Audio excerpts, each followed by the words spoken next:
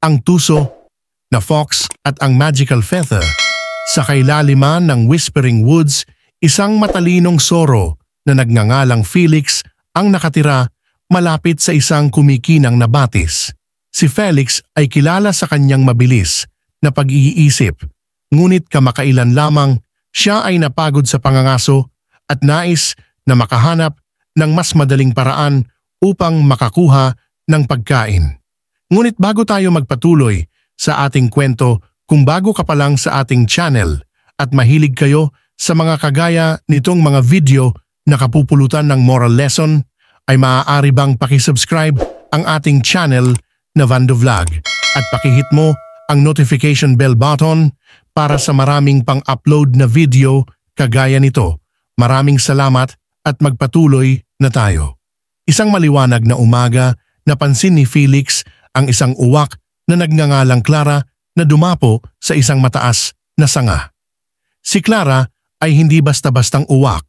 May kumikinang na gintong balahibo sa kanyang buntot na kumikinang sa sikat ng araw. Sa kanyang tuka, hawak niya ang isang matambok na piraso ng keso. Ang mga mata ni Felix ay kumikinang sa tuwa.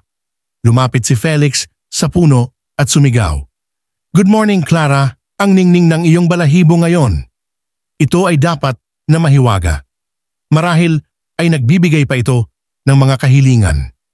Iniangat ni Clara ang kanyang ulo. Ipinagmamalaki niya ang kanyang ginintuang balahibo, ngunit nag-iingat sa pambobola ni Felix. "Ang aking balahibo ay talagang espesyal," sabi niya. Ang kanyang boses ay nababalot ng keso. "Siyempre naman," sabi ni Felix na may halong pagtataka.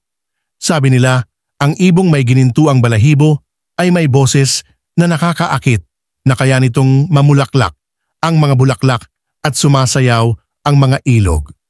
"Maaari mo bang kantahin ang isang kanta para sa akin? Gusto kong makita ang magic para sa aking sarili." Nag-alinlangan si Clara. Gusto niyang magpakitang gilas, ngunit alam niyang may gagawin si Felix. "Ang magic ko ang nasa balahibo ko, hindi ang boses ko," sagot niya. Nagkunwari si Felix na parang dismayado. "Oh, I see. Ngunit paano kung ang magic ng iyong balahibo ay lumakas kapag kumanta ka?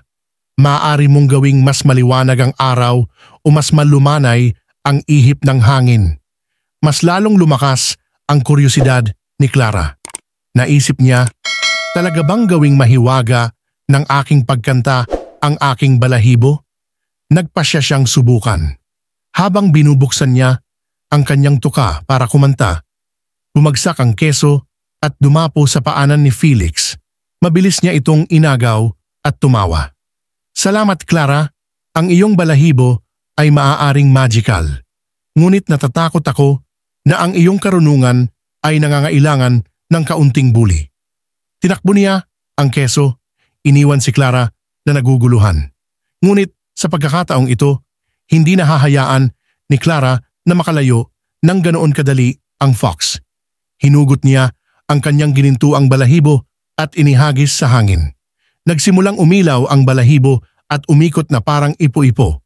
Isang bigla ang bugso ng hangin ang nagpatalsik kay Felix at lumipad ang keso sa kanyang bibig. Ang balahibo ay malumanay na lumutang pabalik kay Clara na sinalo ito sa kanyang tuka. Inipit niya ito pabalik sa kanyang buntot at ngumisi.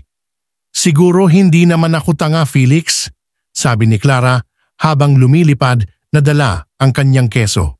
Mula sa araw na iyon, natutunan ni Felix na huwag maliitin ang iba at si Clara ay naging bayani ng kanyang sariling kwento.